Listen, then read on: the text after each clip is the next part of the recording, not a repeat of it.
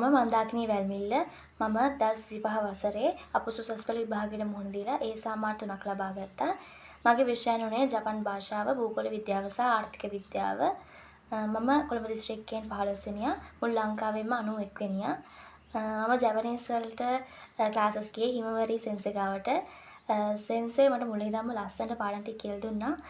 මම ඇත්තම කිව්වොත් O levels වලට ජැපනීස් කරේ නැහැ. ඒ වුණත් මට ඒ එකක් ලබා ගන්න සෙන්සේ මාරම උදව්වක් වුණා. සෙන්සේ ගොඩාක් අඩ දෙනවා, සෑහෙන කන්සි ලියන්න දෙනවා, සෑහෙන පේපර්ස් දෙනවා, එක්සෑම් තියෙනවා. ඒත් ඒ හැම දෙයක්ම මේ ඒක වෙනුවෙන් කියන එක පස්සේ අපිට තේරෙන්න ගන්නවා රිවිෂන් එකේදී අන්තිම වෙනකොට. ඉස්සර නම් මම බැන තමයි අඬ මේ වැඩ කරේ. ඒත් මේ ඒක හම්බුනාම මට තේරුණේ එහෙම අඬලා හරි එහෙම මහන්සියෙන් වැඩ කරාට හරි ඒ ප්‍රතිඵල අපිටම තමයි. නිසා සෙන්සේ හැමතිස්සම කියුව එකක් තමයි අම්මලාට සතුටක් දෙන්න, තමන්ට සතුටක් දෙන්න, තමන් කැමති දේ කරන්න. සෙන්සේ පාඩම් විතරක් නෙවෙයි ජීවිතේ සෑහෙන දේවල් අපිට ඉගෙනුවා. සෙන්සේ මුලින් ඉඳන්ම හරිම ලස්සනට කිසිම ප්‍රශ්නයක් නැතුව මට යාළුවෙක්ට උනත් පාඩම් කියලා දෙන්න තරම් දැනුමක් තිබ්බා. ඒ සෙන්සේ නිසා මම ආදරෙන් ඉල්ලනවා බය නැතුව සෙන්සේ ක්ලාස් එන්න කියලා. මේ ජයග්‍රහණය මට වගේම ඉස්සරහට ඔයාටත් සූටිල් අංගලමල්ල ඔය හැමෝටම ලබා ගන්න පුළුවන්. අනිවාර්යයෙන්ම හිමවරි සෙන්සේ විශ්වාස කරන්න ක්ලාසස් එන්න කියලා මම ආදරෙන් ඉල්ල සිටිනවා. thank you. thana dere na dere dam dari dam dari dam dari dam dari na ta dere na na thana dere la dere dam dari dam dari dam dari dam dari na ta dere na මම class එකේ නම් පොඩි බය තිබ්බයි මේ අවුරුද්දකට පස්සේ කියන්නේ result ආවට පස්සේ මම ආවා. එතකොට මම හිතුවා මේ ලැන්ග්වේජ් එක මම කරලත් නැහැ. මට කරගන්න පුළුවන් වෙයිද දන්නේ නැහැ. ඒතකොට මම හිතුවා ඉතින් මොකක් හරිම කරන්න ඕනේ දැන් මට කල්ලාද නිසා.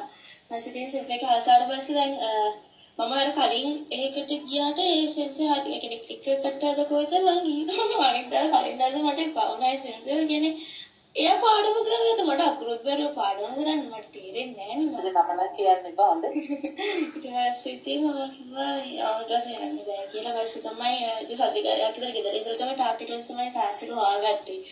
දුර වුණත් තාත්තා ගෙනිච්චා මේ කියන්නේ බෑග කියලා ඒ කමක් නෑ අපි යමු කියලා දේවෝ ඉතින් නැගිටලා හරියට ඉතන ඉන්න යන සෙන්සි උදේ 4ට ක්ලාස් දෙන්නා ඉස්සර දෙන්නා. 8ට ක්ලාස් පටන් ගන්නකොට 7ට නෝවා ගෙන්න ගන්න කලින් පායක් විතර අපිට උගන්වන්නේ මට අකුරු වෙන කියන්නේ සෙන්සර් වෙනමම ඉගෙනපු එකෙන් තමයි මට අකුරු ටික නම් ඇත්තටම ඒක වෙනම කරන එක තමයි ඇත්තටම හොඳ සෙන්සර් එක හොඳයි ඒක දිගටම කරනවා නෙත් ළමයින්ට කියන්නේ ඒකෙන් තමයි පොඩි වෙලාවක් හරි වෙනමමනේ කියලා අනිත් තමයි කාපු ගම අර නැත්තම් අනේ අපිට බෑනේ කියන එක කවදාවත් මගේ මානසිකගත දරේකට ඇති කරන්නේ නැහැ. තවදුරටත් ඒක මේ තමයි.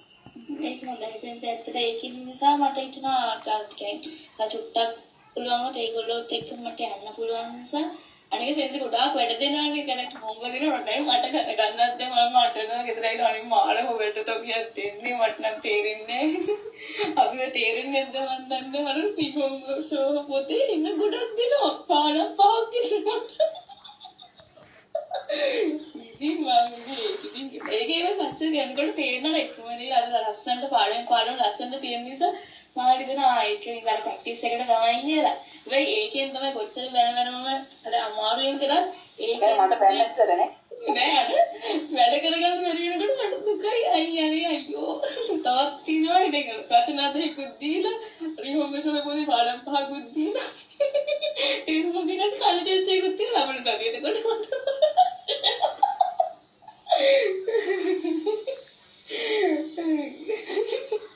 ඊට පස්සේ ඉතින් හමාරි ඉතින් මම ඉස්සරහට වැඩ බෙදාගෙන ඊට පස්සේ පුරුදු වුණා. දවස් දෙකක් විතර ගියාට පස්සේ දවස් දෙකක් විතර අඬලා දැන් ඉතින් සෙට් වෙලා දැන් සෙන්සර් ඉතින් සෙට් වෙලා ඊට පස්සේ ගෝනි ප්‍රැක්ටිස් කරගෙන ගියා.